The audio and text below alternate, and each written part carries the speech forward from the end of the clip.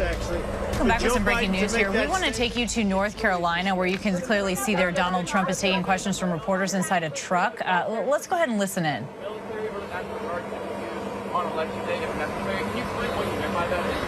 I don't think they'll have to be used. I think we're going to have a big victory.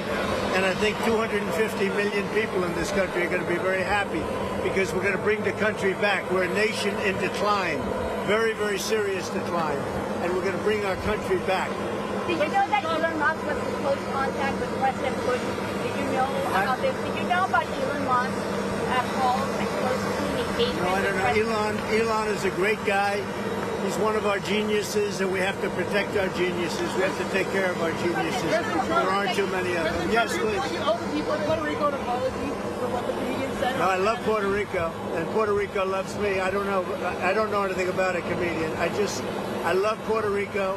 Nobody's done more for Puerto Rico than me. I took care of them when they had the big hurricanes, and nobody gets along better with Puerto Rico and the Puerto Rican people than me. They love me and I love them. Go ahead.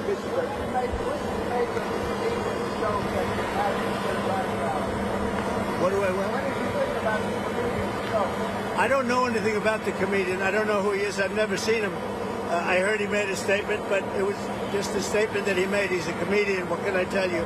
I know nothing about him. I don't know why he's there. You put comedians up, and I guess he went on earlier in the show. I don't know who he is. Is Steve Bannon going to campaign with you? Is Steve Bannon going to campaign with you now that he's out of prison? I don't know, but I think he's a terrific guy. I think he was treated very unfairly. Mr. President, you've been talking about Democrats cheating. Could you imagine any circumstances under which you would be defeated but not say that the election was stolen? If it was a corrupt election, that could happen. But so far, we're doing pretty well. They found a lot of smaller things in Pennsylvania, as you know, and I think they've been corrupted and taken care of. They were corrupt.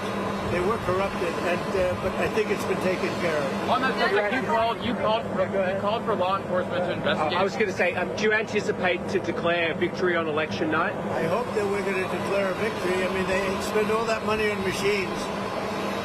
Paper ballots cost you 8% of what a machine costs, 8%. And it's encrypted paper, it's watermarked paper, it's very secure. Your elections would be over at 10 o'clock, and that's when you could announce something and there would be no question. And we're not talking about more money, we're talking about a tiny fraction of the money. You want paper, ideally, you want one-day voting, and I think it's just very important. You have to have the country and you have to have voter ID, and you have a great election. And you're talking about 8% of the cost.